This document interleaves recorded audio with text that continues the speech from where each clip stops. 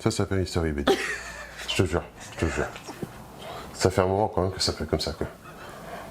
La meilleure chaîne de vidéos sur les BD. Je te jure. Il est en forme, hein. Il est en forme. Donc, bonjour et bienvenue sur History BD. Maintenant, vous commencez à le savoir, je suis Sandrine et c'est Jérôme. Toujours. Toujours. On n'a pas changé là, ça non plus. On ne s'est pas changé tout court non plus. On ne s'est pas changé tout court non plus. On fait une journée vidéo et puis voilà. Ça plaît pas, c'est pas grave. Après tout, c'est pas pour nous, hein, c'est pour les BD que les gens sont là. Donc, alors, super vidéo, j'espère, sur le partenariat avec Altaïa, donc sur Spirou, les aventures de Spirou et Fantasio, par Franquin et Rosie. Donc... Les aventures de Spirou et Fantasio. Revivez leurs exploits contre de dangereux méchants et des scientifiques fous. Vivez des aventures avec leurs drôles d'amis. Dans cette collection prestigieuse, au contenu exclusif. Le Nid des Marsipelami, 1,99 €, déjà disponible sur altaïa.fr. Donc aujourd'hui, on a reçu donc le tome 7, le dictateur et le champignon, et le tome 9, le repère de la murène. Donc c'est une superbe série donc qu'on vous avait présentée, je vous mettrai le lien dans la description. On vous avait présenté la première vidéo, enfin on en a fait plusieurs. J'en ai fait une avec Chris, une avec Jérôme. Donc voilà, pour vous présenter, et on va continuer de vous présenter cette superbe série. Donc c'est une édition collector, surtout n'hésitez pas à retourner voir la première vidéo où je vous présentais les offres et les cadeaux. Et je vous mettrai toujours le lien dans la description pour vous abonner. Je sais que suite à la vidéo, il y a plusieurs abonnés qui se sont abonnés justement à cette collection.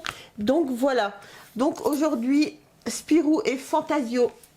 Superbe bande dessinée, tu es content parce que tu voulais te faire la collection entière justement pour avoir tout ce qui est fresque, tout ça.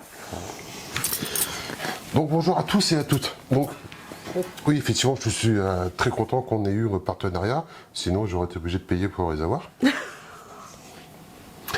Non, très content. Je viens juste de finir celui-ci, j'avais jamais lu en fait, quand tu vois. Le dictateur et le champignon. Non, parce qu'on les a pas tous non plus. Non, on les a pas tous. On les a pas tous en version Original. originale. Donc on n'a pas tous les originaux. Non. Bref. Donc ouais, comme je disais, je viens juste de finir de lire. Très sympa, je suis... donc, la BD est super sympa par elle-même. Et je suis très satisfait de ces albums par eux-mêmes. Alors, comme je disais, comme je vais déjà dû dire, le seul truc, il n'y a que deux choses que je reproche moi à ce genre de format. Le premier, c'est le papier. On est sur du papier glacé. Moi, je préfère les anciens papiers, tu vois, plus épais, plus... Bah, c'est juste un avis personnel. Je trouve que la texture du papier diffère de ceux d'avant. D'accord. Mais en tout cas, la BD est super sympa. Ce qui est très appréciable aussi à la fin, c'est les petites pages. Oui, que vous avez, ouais. Les petites pages, en fin de compte, où on raconte un peu plus l'album par lui-même, on revient un peu sur Franquin, sur tout ça, sur l'univers. Donc ça, c'est super sympa. Il y a des détails sur des cases, on revient un peu sur l'époque où a été construite la BD. On va très sympa. Un des seuls reproches qu'on peut faire à ce genre de collection, c'est, je l'avais dit en fait compte, quand on avait fait la vidéo, et comme quoi de toute façon j'ai toujours raison, hein, j'ai toujours raison, c'est que en fait compte, ils ne sortent pas dans l'ordre chronologique. Oui, ça oui. Ah oui, tu vois. On s'était fait un petit débat dans la vidéo sur ça. Et tu vois, en fait compte, moi qui n'avais jamais lu cet album-là, dedans, on s'aperçoit que, en fin de compte, que c'est bien d'avoir lu ceux d'avant. D'accord. Alors, ça n'enlève rien qu'on comprend bien l'histoire, tout ça, mais par exemple, il y a un personnage, j'ai déjà plus son nom en tête. Comment elle s'appelle? Socotine.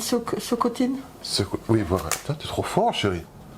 Donc, en fin de compte, on la retrouve dedans, et on l'avait vu dans un truc d'avant. Oui. Et voilà, et si on avait eu les albums dans l'ordre chronologique, on comprendrait mieux. Après, rien ne t'empêche d'attendre aussi de recevoir la suite pour commencer à les lire aussi, quoi. Ouais, enfin, moi, je veux bien tout attendre, mais si on attend d'avoir toute la collection pour faire des vidéos. Non, non, on peut pas. Et quand tu fais des vidéos, c'est quand même mieux de savoir un peu de quoi tu parles. racontes. Oui, bien sûr, bien sûr. Mais voilà, très belle collection, Ouais. très beaux albums. C'est quand même des albums en édition collector avec un super dos toilé.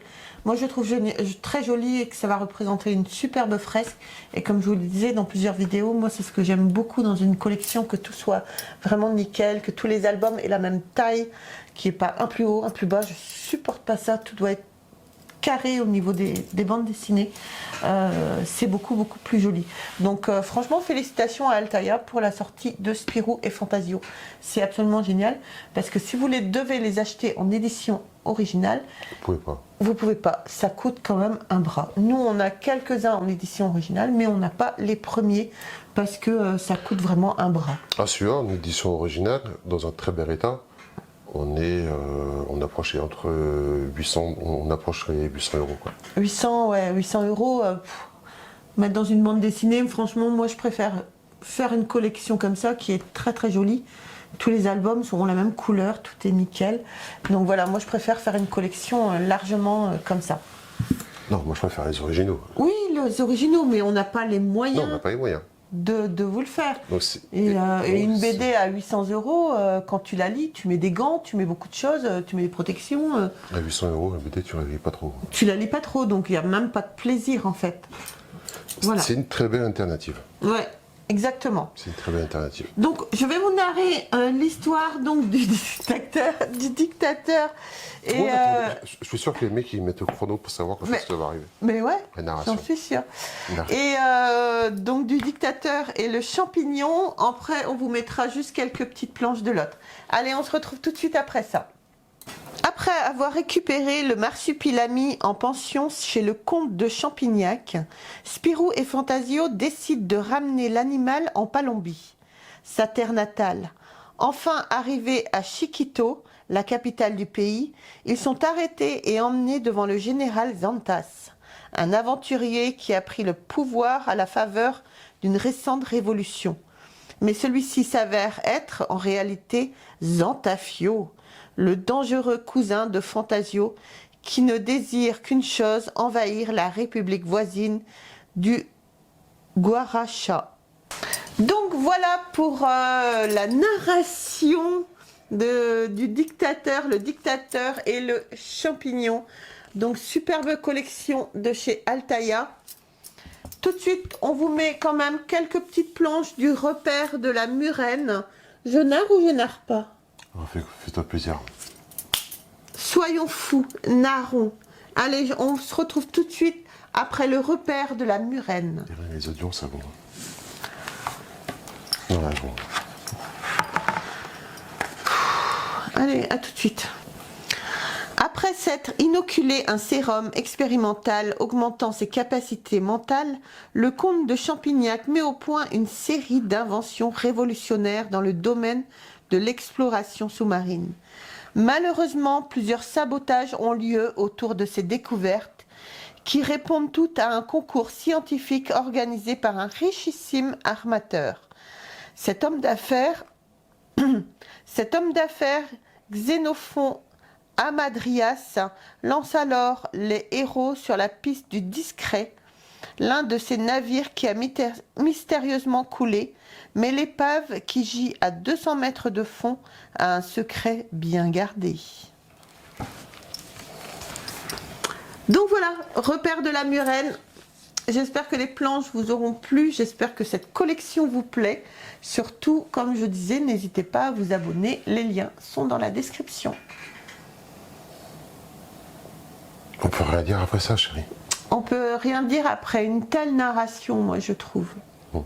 C'est ce truc que j'aime bien, dans l'univers de Spirou et Fantasio, un des personnages que moi je préfère, c'est le comte de Champignac. Oui. J'adore ce personnage. Ça fait un peu penser à un savant fou, Albert Einstein, un de mes personnages préférés. Complètement. Toi aussi? Ouais. C'est bien, chérie. Donc voilà. Bah écoutez, j'espère que cette vidéo vous aura plu. N'hésitez pas à nous dire dans les commentaires si vous vous êtes déjà abonné, comment vous trouvez les albums. Surtout, n'hésitez pas à nous laisser des commentaires. N'hésitez pas à vous abonner à la chaîne, à liker, à nous rejoindre sur les réseaux sociaux, Facebook, Instagram et TikTok. Sur ce, les amis, je remercie encore Altaïa de m'avoir fait parvenir la suite des aventures de Spirou et Fantasio. Merci beaucoup. Et on se retrouve très très vite pour une prochaine vidéo. Bye. Au revoir.